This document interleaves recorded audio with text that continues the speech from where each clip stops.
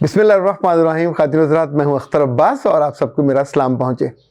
ज़िंदगी एक चलते हुए दरिया की मानद, एक चश्मे की मानद, एक वो जो पहाड़ों से नीचे बहने वाला मीठा पानी होता है, आबशार, उसकी मानद। ये तो ज़िंदगी का हुस्न है, खूबसूरती है, एक आइडियल सिचुएशन है। मगर अगर ये पानी रुक जाए, आबशार ख़त्म हो जाएगी। ये पानी रुक जाए तो झीलें ख़त्म हो जाती हैं। ये पानी रुक जाए तो दरिया सूख जाते हैं। सो ज़िंदगी पानी है। वो जो दो धारें हैं वो ज़िंदगी नहीं है, वो उसको कंट्रोल कर रही है। ये जो मेरे और आपके साथ ज़िंदगी के छोटे छोटे वाक़यात होते हैं, ये भी उस पानी की तरह।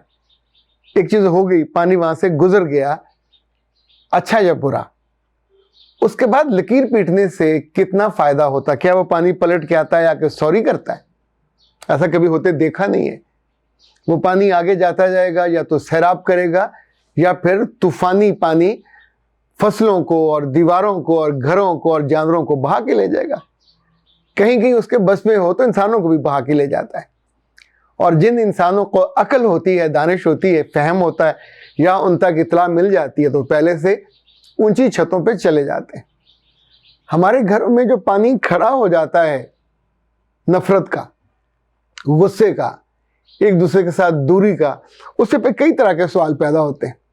आज हुआ ये कि सुबह सुबह, हालांकि आज तो हमारा जो फ्री वाला सेशन नहीं था, पर एक खातून ने कोई इस लहजे में बात की कि मैं उसकी बात सुनने पे मजबूर हो गया। मैंने उसका कहा, ठीक है, आप 5 मिनट आप अपनी बात मुकम्मल कीजिए।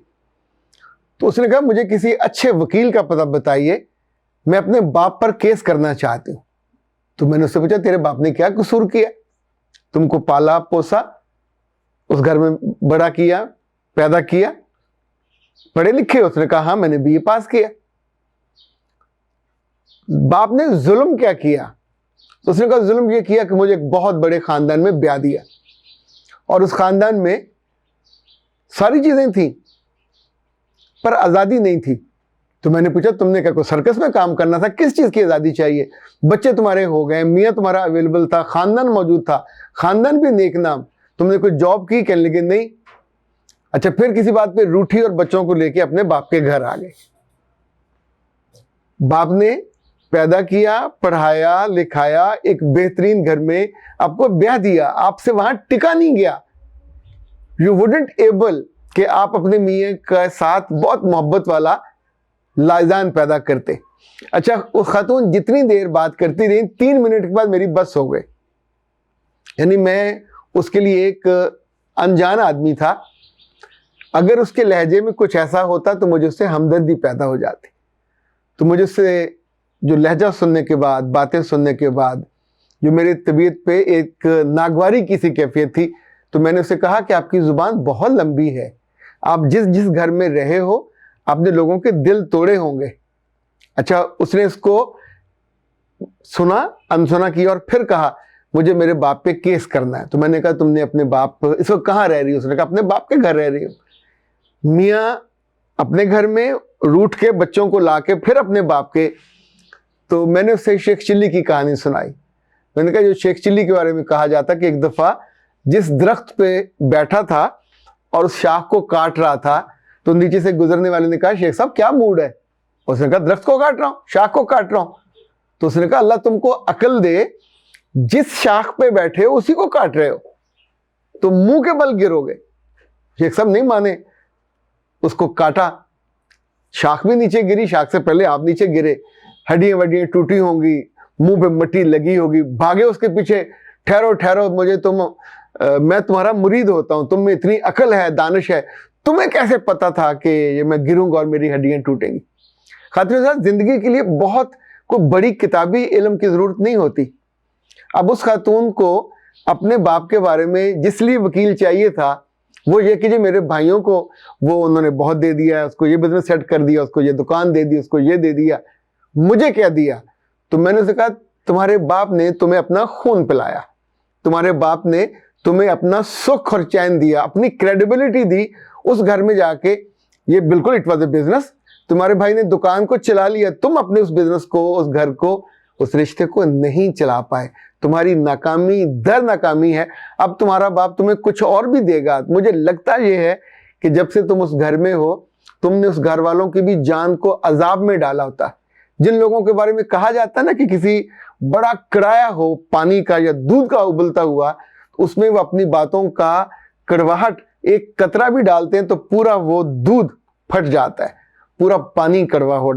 यानी ये लड़कियां जिन घरों से आबाद हुई, जिन घरों में आबाद हुई, वहां भी नहीं बसी, अपने घर में आके अब अपने बाप पे केस करना चाहती हैं।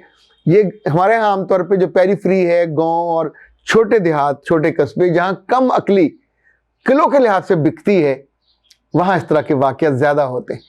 ये लड़कियां उन दरख्तों को काटती हैं, उन शाखों को काटती हैं जिन पे ये बैठे होते हैं।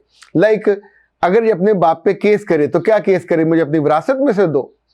तो विरासत तो खातिन हज़रात आप भी याद रखिएगा, अगर किसी को गलत फहमी हो, किसी लड़के को या लड़की को कि बाप से विरासत मिलेगी, तो जिंदगी में बाप पे कोई कानून, कोई कुलिया नहीं लगता। वो उसकी मलकियत है।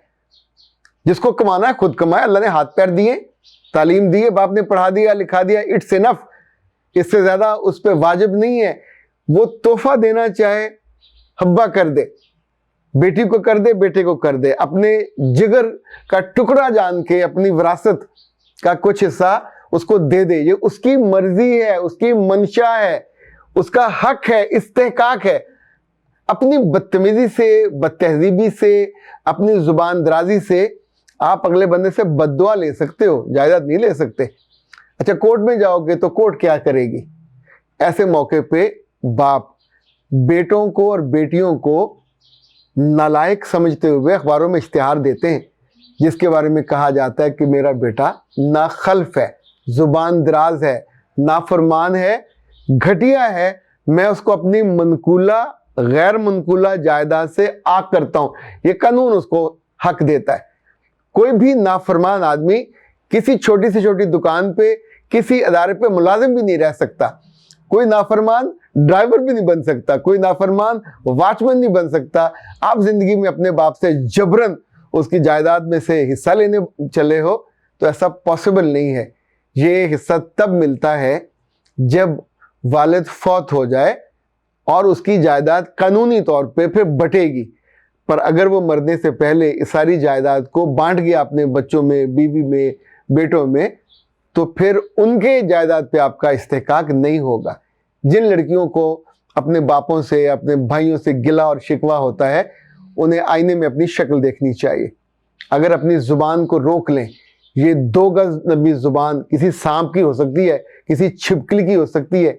बेटियों की जुबानें और लड़कियों की जुबानें तो इन दांतों के बीच में रहती हैं। मोहब्बत से आप अगले को पूरा लूट सकते हो। मोहब्बत से दुआएं मिलती हैं, तहफ़्फ़ुज़ मिलता है, साया मिलता है, मिठास मिलती है, फल मिलता है। मुकाबले पे आके कि तुमने भाई को इतना क्यों दे दिया, फलां को क्यों दे दिया, वो उसका हक है, उसका इस्तेहकाक है। तुम्हारे हाथ हैं, पैर हैं, अकल है, कोई काम कर लो, नौकरी कर लो। बाप से कहो मुझे ये कर दे, पर वो तब करके देगा अगर आप फरमाबरदार हो गए। नाफरमान नाखल्फ औलाद के लिए स्वयं बद्दुआओं के और फरिश्तों के भी मेरा ख्याल वो भी इंतजार करते होंगे, ये जरा हमारे काबू आए, इनके साथ हम कुछ वो करेंगे जिसके ये मुस्तक हैं। चूँकि आप अपनी माओं को भी आंसुओं से रुलाते हो अपनी ज़ुबान दराजी से। ऐसी ज़ुबानों को काट के जेब में रखा करें। ऐसी ज़ुबानों को जो जहर उगले वो भी अपने बड़ों के सामने, अपने बहनों और भाइयों के सामने उन्हें तकलीफ देने का बायस हो। रिस्क कम होगा, खैर कम होगी, मोहब्बत कम होगा, खुद आप पे साया ख़त्म हो जाएगा। नंगी धूप में ज़िंदगी नहीं गुजरती, किससे मांगोगे? अगर कुछ लड़कियों को जोम होता है हम चले जाएंगे, ये निगहबान और इस तरह के सेंटर होते हैं दारुल उमान, तो दारुल उमान में कैदी रहते हैं। उन औरतों को लाइन में लगकर खाना मिलता है और उन औरतों की जो बेइज्जती होती है, कभी कभी बेहुरमती भी होती है, उनको बाहर जाने की दोबारा इजाज़त नहीं होती।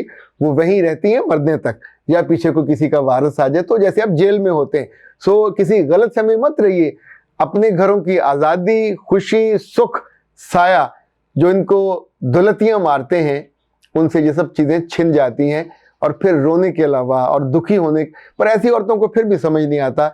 ये फिर भी अपने आप को ही अक्ले कुल और अपने आप को ही समझती हैं मजलूम, बाकी सबको जालिम समझती हैं, जबकि जालिम ये खुद होती हैं। अख्तर अब्बास को इजाजत दीजिए। अस्सलाम वालेकुम।